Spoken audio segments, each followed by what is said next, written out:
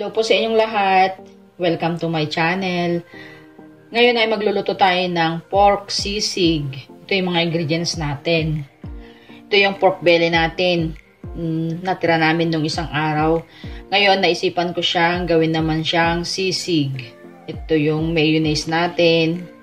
Gagamit ako ng Knorr seasoning. Yung panggisa natin, red onion. Ito yung pang toppings natin, white onion. And then, gagamit tayo ng durog ng paminta, isang itlog, 2 kalamansi. At, gagamit ako ng green chili at siling labuyo, butter. Ayan. So, i-chop muna natin yung pork natin.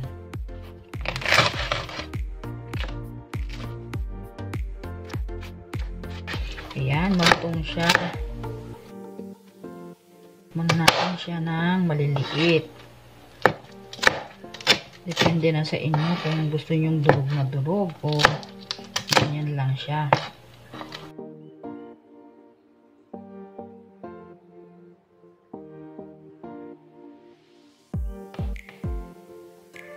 Malambot at malutong ang kanyang balat.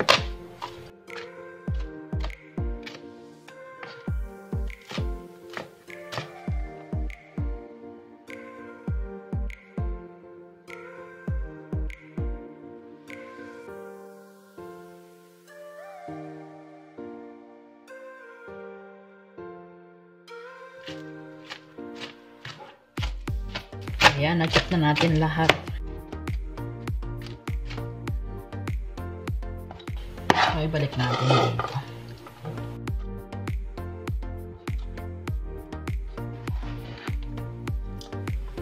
Ayan, maglagay tayo ng butter.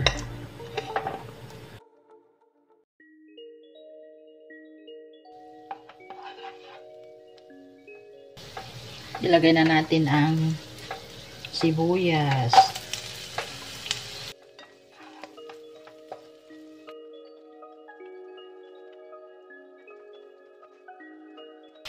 Ayan. Ilagay na natin ang ating pork belly.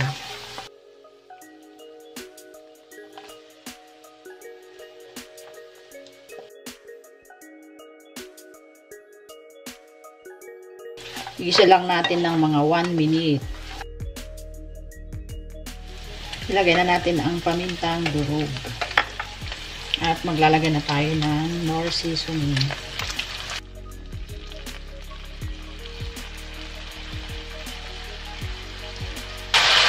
Depende kung gusto nyo yung toyo ang ilagay nyo.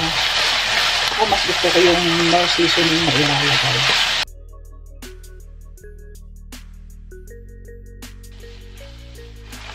Ilagay na natin ang siling green at siling Taiwan o siling maanghang, labuyo.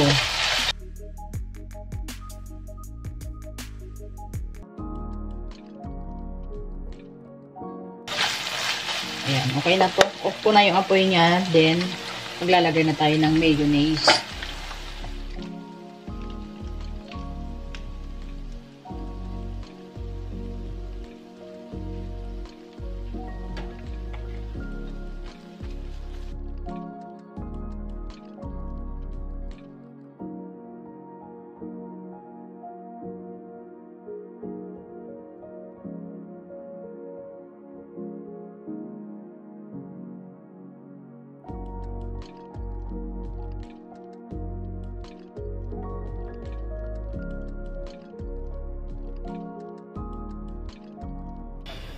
Lipat natin dito sa sizzling plate natin.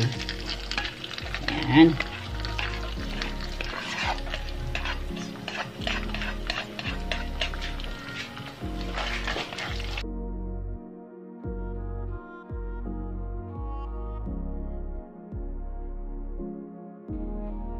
Tikman natin.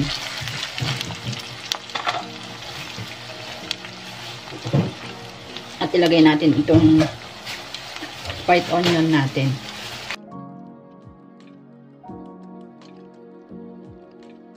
Sana po nagustuhan po ninyo ang ating recipe for today. At kung nagustuhan ninyo, please like and share na rin po ang ating video. At kung bago ka pa lang sa ating channel, Please subscribe at pindutin na rin yung notification bell para updated kayo sa tuwing may bago tayong recipe. Ayan, okay na to. Nilipat ko lang sa sizzling plate natin para tumagal yung init niya. Habang kumakain tayo, mainit pa siya. So, ayan, off na natin yung apoy niya.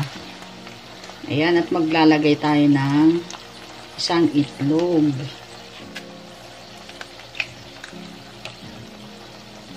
Yung ating itlog, optional lang yan. Depende sa inyo kung gusto nyong maglagay ng itlog. Yan, so habang mainit pa. Ito na ang ating pork sisig. Pwede pang ulam at pwede rin pang pulutan.